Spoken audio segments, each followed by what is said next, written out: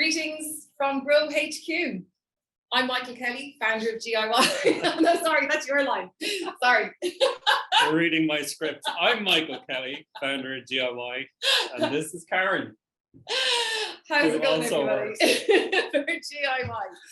And we are calling you live from our very beautiful and very toasty glass house here at Grow HQ. Of course, we say that like you all know what Grow HQ is. So just so that you really do know, it is home to all things GIY in the very, very sunny southeast of Waterford. And of course, now that we're all getting ready for the staycation extraordinaire, we'd love to see you. So come on down to Grow HQ. But the reason that we are really here today and to give you a big chat is because year 5 in a row, ladies and gentlemen, it is all about Energia Get Ireland Growing. And if you don't have a big green circle around the 19th of June in your diary, then get to a Tooties meeting, because this coming Saturday is our first ever Get Ireland Growing Day, for which there is going to be a whole heap of activity, including some really cool GIY and Energia Grow Boxes to be won. But we thought, you know, maybe we should not leave it a tease. We should actually show you what it is that we're talking about and go through some of the seeds that are within. What do you reckon? I think that sounds like a really good thing. Okay, cool. I think it's also worth saying I feel like we're behind the curve in having our own day. Well, it took 12 years. So thank you, Energia, for helping us. Days for everything. Yeah. There is. Now, we would also say that growing is for life, not just for lockdown. Every day is a GIY day. Yeah. All those other. Not just for June 19th. Not just for June 19th. But it's so exciting to feel like there's going to be just this mass mobilization around Ireland on June 19th. Yeah. Getting everybody growing. It's going to be immense. Yeah, and there's coffee. There's coffee involved. So we'll get back to that in a little second. But for the now, look at this thing of absolute joy and beauty. This here is the Energia. This here is the Energia Get Ireland Growing Grow Box, in which contains all the lovely things that you will need to get started. So, well, Karen, can I butt in there with some sensible talk about how our grow boxes are all about making, like, collapsing all the kind of, when you start growing, I think it's a bit sort of feels very complicated, doesn't it? Like there's an awful lot to learn, or feels like there's a lot to learn. It's all these weird terms and kind of like horticultural snobbery and snootiness that was there. It certainly was when I started.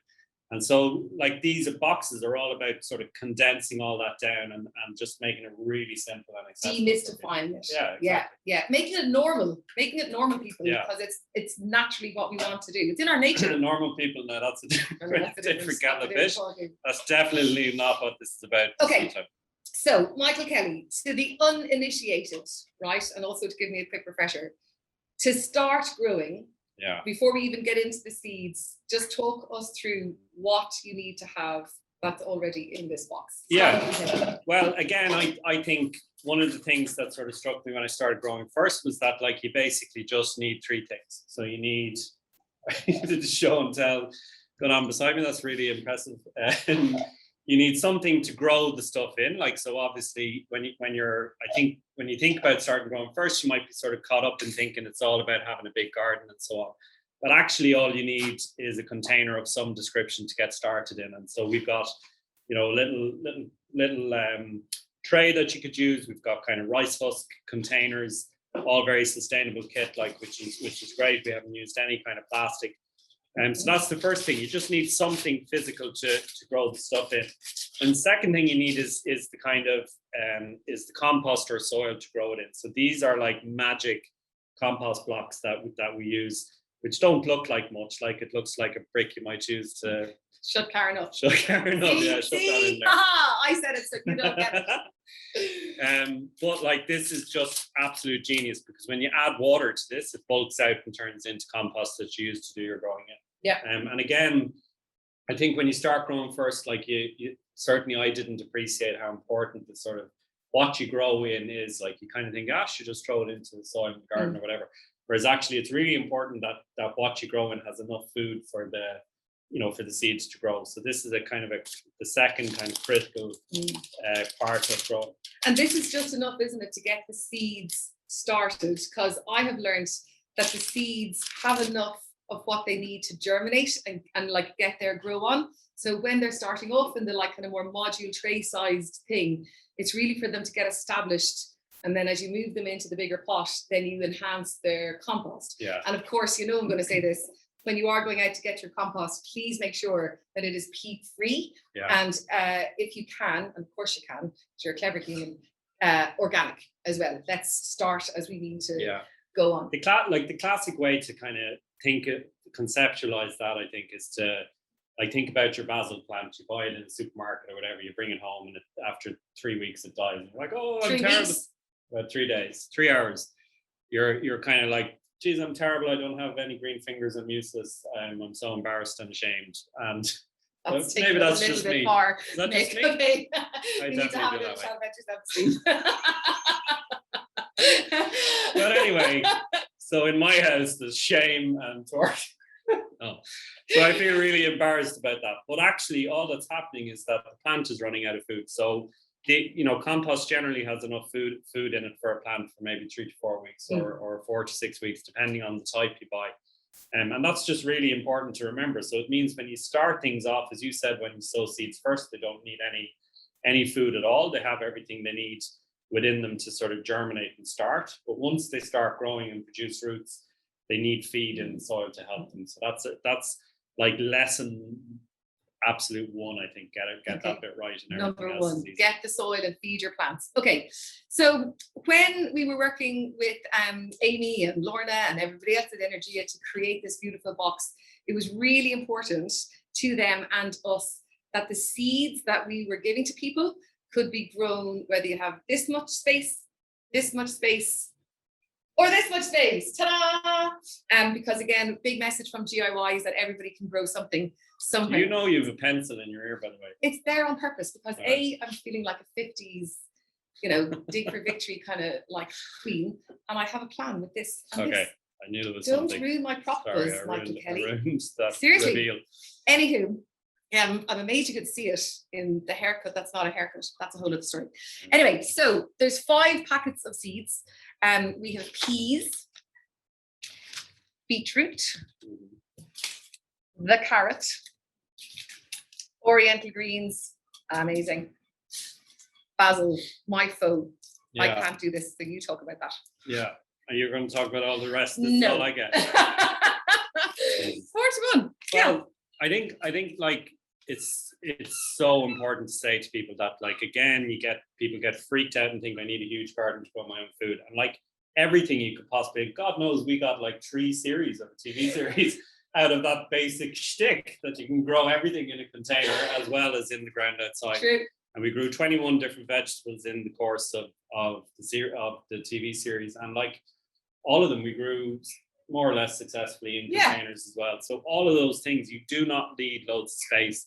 You can become a DIYer, very easily with just a couple of containers, raised beds, plants. Yeah, upcycled belly boots, like little things. In fact, we'll come on to this in a little second. You can grow peas, maybe not to full peas, but pea shoots in this, and salads. I'll give you another example, right? As part of the course we're shooting at the moment here, we grew peas in the ground in the raised bed, and we also grew them in the lovely concrete planter that cost about 140 quid, remember that?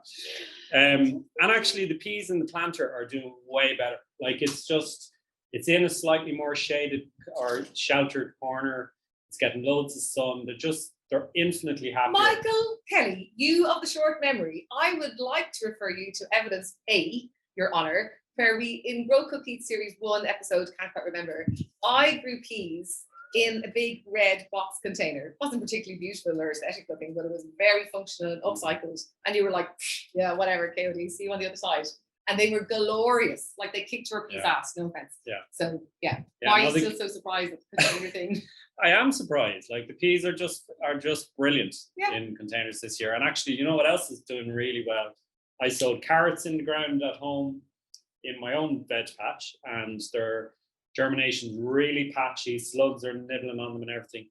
We have carrots growing in the veg trug in container corner, and they're absolutely perfect. Is that because they're up so much higher. Like the veg trug waste time, Waste maybe? high, yeah. And so there's no slugs in it. Yeah. Can't get into it. And so slugs are not an issue. They're just doing so much better, you know. So there's certain things, and these veg are examples that just do absolutely brilliant when grown this way. I'm going to remind you and ask a little question about beetroot. An unbelievable vegetable. Learned so much about this particular one in terms of how it can be eaten literally from stem to root. The whole thing is amazing. But will you remind me about how important it is to feed the beetroot? Because I remember making a bit of a mistake with that, and it's a bit small and a bit yellowy leaved. Yeah, well, it comes back to you can grow beetroot anywhere. It'll grow very well in a let's say a window box or a veg trug or whatever. But you have to number one follow the rules of spacing, which you always got glassy eyed and bored looking when I talk about spacing and took out my measuring tape. But different plants need a certain amount of space between them in the soil, and if you don't do that right, it's not going to work. And you didn't do it right, Karen. No, I didn't. I'm sorry, but I tried. I'm sorry to put that truth in front of you. I know it. I can take my mistakes. Yeah, so the spacing was probably just too many of them crammed into the window box. And the second thing then is, because there's so many of them in there, they're very hungry. They're taking up the nutrients, and it just ran out of food. Yeah. But beetroot, as you said, like a brilliant veg, a 3-in-1 veg. Like you can eat the roots. And like last night, actually, for the first or second time, like I baked baby beets in the oven from the veg patch, so the first new season beetroot, and they're just delicious. I baked them in the oven, and afterwards, after about 45 minutes, you can just run under the tap, and the skin just sort of rubs off almost. Delicious. It's so soft and tender. We were talking, and obviously here at Grow HQ we have an amazing cafe. And it's all about eating what's seasonal, and if we can't grow it or get it here, we source it really locally. And we were just talking about how if you choose to eat seasonally, right, and you really enjoy / gorge yourself on what's in season, like strawberries at the moment, ballycotton new potatoes, I mean any new potatoes, but obviously ballycotton new potatoes are the king or queen, and then things like the baby beets, it's to enjoy them in that moment, as opposed to it just becoming always available, just something you throw into your supermarket trolley, and just really get onto the seasonal buzz. It's a kind of a double-edged sword, you know. I grow loads of tomatoes at home. I stop eating them in October when they finish, and I don't eat tomatoes again until June, and that's kind of, you know, there's a downside to that. Obviously, you don't get to enjoy tomatoes, but the flip side of seasonal eating, where you get to experience new seasons, like the new season vegetables, as you say, are just, I mean, you could have the beetroot I ate last night, you have that in your hand, and then you could have one from last October, November. They look identical practically side by side, but the taste is just totally different. Yeah. They're bursting with that. You can nearly taste the new season in them at the moment. It's amazing. So here we are, we started talking about module trays and, compost disc and this, that, and the other. Yeah. And that is absolutely the practicality of growing. And it's like learning anything. It's just like learning a new skill. But oh my God, the switch that just gets flicked on when you become a DIYer, all that stuff that we're talking about, that I'm sure you all know about as well, just becomes a reality. You look on food in a completely different way. It's deadly. Come here, I'm kind of conscious of our time, right? So I don't know if we're going to go through all of the veg, but what I will say is on our website, getirelandgrowing.ie, there's loads of information about Get Ireland Growing, about Get Ireland Growing Day on the 19th of June, but also how to win one of these glorious Energia Get Ireland Growing Grow Boxes, and tutorials on each of these 5. So watch them, tell us the mistakes that we made, how to do it better. But really importantly, we want you to share how you get on, right? Yeah. Good or bad, doesn't matter. It's all about giving it a go. Come here, we have the app as well. Yeah, that's a huge part of Get Ireland Growing Day, where we want people to kind of, go to the website, download the app. And the app has just been so much fun developing over the last year. It's been a little scary as well, but what in the same way with the grow boxes, we want to get everything we know about growing into a sort of a format that's really accessible. The app is the same thing, and really break it down for people But I think the bit that's interesting is number one, there's loads of challenges in there, so you can challenge yourself to sort of like take challenges around growing and cooking and eating and sustainability and so on. But also there's this slight sort of gamifying element to it, where you can kind of compete with either teams within your workplace or with other people out there. Definitely. So that side of it just brings out the competitive nature in people like you. Competitiveness, never. But anyway, so as I was saying, yes, indeed. So one thing we'd really love you to do is not only go on the website and register to be in with the chance to win an Energia Get Ireland Growing Grow Box, but also take a snap of some of those challenges once you have downloaded the app, which if you're me, that could be the challenge because tech dinosaur, but that's okay. Once you get into it and you start doing things like making seed bombs and working out how to make a bug motel, B&B, Airbnb, whatever. Places where bugs hang out, exactly, accommodation for bugs. But there's loads and loads of other ones, and inviting you to think about going plastic free and going more plant-based for a week and all this kind of cool stuff.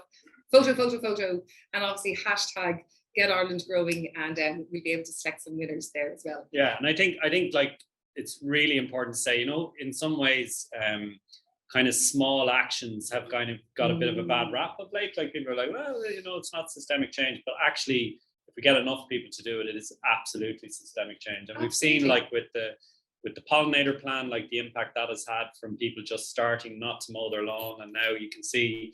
The councils are not mowing the lawns at the side of the road. Like these things, like systemic change to me follows movements. Like, so when people start growing their own food and are doing it at scale, like that is systemic change. And that's what Get Ireland Growing Day is all about, like getting people involved and participating. And even if you just sow a bloody seed, if it doesn't grow, like you've learned something new about growing the and your brain has changed. Like you've started to actively do something in the best way that you possibly can to live more sustainably, change your mindset, and all the other stuff just comes. Like honestly, it's just like flicking on a switch. It's brilliant. Yes. Not rabbit droppings. I thought you were going to say they're all like wine bottle corks. Well, from your house. Yeah. So yeah. Drink away the shame of the basil plant. So last night's consumption. These are the seed bombs that you get in the box. Mick referenced there a second ago about the pollinator plan. Again, not going to go into a big mad lecture because that's what he does, not I.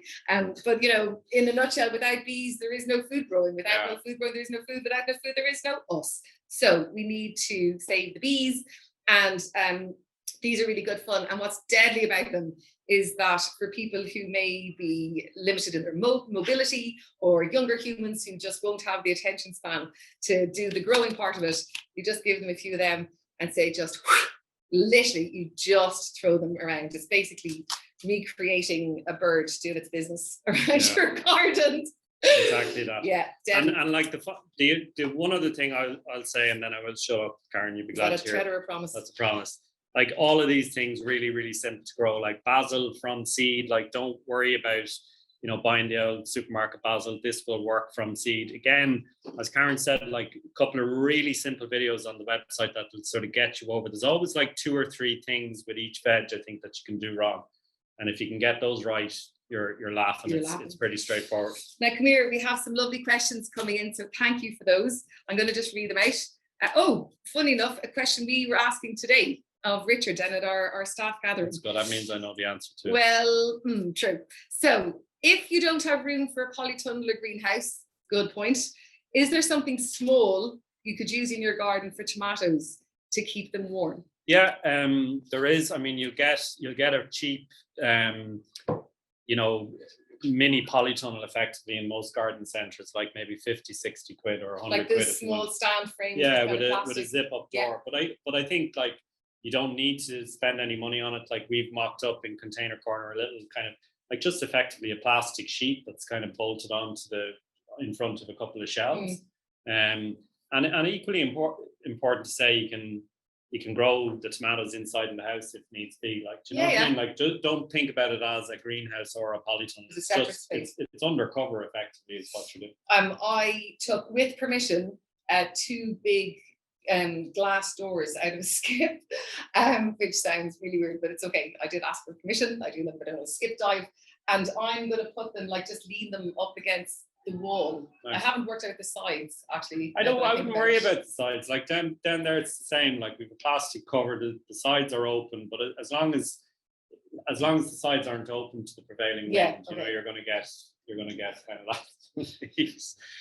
Good luck figuring out the prevailing wind. But I was going to say, I could stand there and watch which way my hair goes, but like my hair just goes all the way, so that's not going to work either. Okay, hang on. We have another question. Slugs. Dun, dun, dun, dun, dun. We have only 3 minutes left, so. Well, just very quickly to say, right, they are the bane of our lives as growers, particularly in Irish weather, because they love the old wet soil to sort of slime over. But they're also creatures, and you know, we kind of forget with slugs that actually, because you're like, what's the point of slugs? But they actually do digest a lot of organic matter and break it down, so they have a role to play. They're also food for lots of other, you know, birds and insects as well. So I suppose don't take them too much. Which is a reason not to put down. There's multiple reasons not to put down nasty nasties, because if you put down the nasty chemicals to kill the slugs, and then the blackbird eats it, you just kill everything else. So don't use slug pellets, but there are ways that you can deal with them. The most effective way that doesn't involve killing them is like literally picking them off plants. So like I've told you before about my miner's helmet that somebody in my family thought would be a nice birthday present one year, and I go out and I pick the slugs off at night time because I don't have a life. Beer, the random beer in a saucer works. That will kill them though, mind you. They will drown in the beer. Just they'll be happy when they die. So. And that's no social distancing required. We're like, yeah, ram it in. Okay. I was going to ask you a question there. Oh yes. Not quite as flamboyant to like pencil out. God, I really ruined that grand moment by mentioning it earlier, didn't I? This is something that you're all going to have to totally do, right? Label your plants. Label. They all look the same at the start, and you'll literally be looking at them going, what the hell are these? When am I supposed to transplant them? What's growing? Because you're just going to forget, right? So label your plants, and then I was going to see if I could write June 19th.